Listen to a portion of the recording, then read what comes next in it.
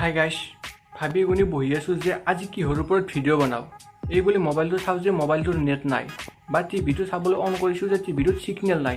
আৰু এইবোৰ কিহৰ কাৰণে হৈছে জানেনে? এইবোৰ হৈছে বৰষুণ হোৱাৰ কাৰণে। আৰু বাহিৰত চাওক, আপোনালোকে বৰষুণ দি আছে।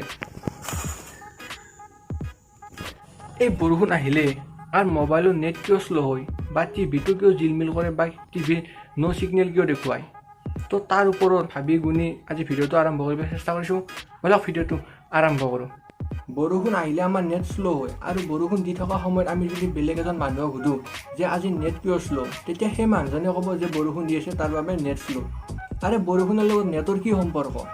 আৰু সেই মানুহজন পুনৰ সোধা হয় যে বৰষুণ দিয়াৰ কাৰণে নেট কিয় শ্ল' হ'ল, তেতিয়া সেই মানুহজনে এনেকৈ ক'ব যে আগতেও বৰষুণ দি থকাৰ কাৰণে নেট শ্ল' হৈছিল, আৰু আজিও বৰষুণ দিছে যাৰ বাবে নেট শ্ল' হৈছে। কিন্তু এইটো নহয়। তো বৰষুণ দিলে নেট কিয় শ্ল' হয়? বৰষুণ দিলে নেট এইকাৰণে শ্ল' হয়, আমাৰ মোবাইলৰ যিটো নেট আহে সেই নেট আহে ৰেডিঅ' ৱেভৰ জৰিয়তে। আৰু যদি বৰষুণ দি থাকে তেতিয়াহ'লে সেই ৰেডিঅ' ৱেভে সম্পূৰ্ণভাৱে বা সঠিকভাৱে কাম কৰিব নোৱাৰে, যাৰ বাবে আমাৰ নেট শ্ল' হয়।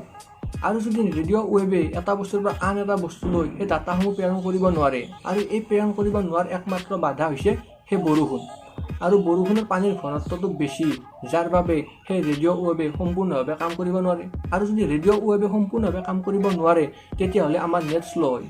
কিন্তু যদি বতাহ আহি থাকে তেতিয়াহ'লে ৰেডিঅ' ৱেভে কাম কৰিব পাৰিব, কাৰণ বতাহৰ লগত পানীৰ ঘনত্বৰ কোনো সম্পৰ্ক নাই, যাৰ বাবে বতাহ দিলে আমাৰ নেট শ্ল' নহয়। কিন্তু বৰষুণ আহিলে আমাৰ নেট কিছু পৰিমাণে শ্ল' হয়, আৰু শ্ল' এইকাৰণে হয় যে ৰেডিঅ' ৱেভে সম্পূৰ্ণভাৱে বা সঠিকভাৱে কাম কৰিব নোৱাৰে, যাৰ বাবে আমাৰ নেট শ্ল' হয়।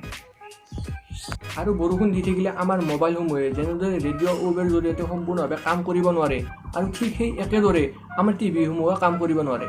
আৰু টিভিলৈ নেট আহে ছেটেলাইটৰ জৰিয়তে। আৰু যেতিয়া বৰষুণ দি থাকে তেতিয়া আপোনালোকে বেছিভাগ টিভিয়ে চাবচোন যে জিলমিলে থাকে বা ছিগনেল নাপায়। আৰু এই ছিগনেল এইকাৰণে নাপায় যে বৰষুণত যি পানীৰ ঘনত্ব থাকে, এই পানীৰ ঘনত্ব বৃদ্ধি হোৱাৰ ফলত সেই আমাৰ টিভিসমূহলৈ যি নেট আহে সেই নেটটো আহে ছেটেলাইটৰ জৰিয়তে।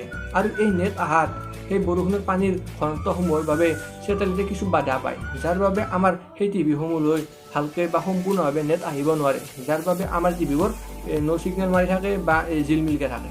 তো এইটো আছিলে ভিডিঅ'টোৰ মেইন টপিক।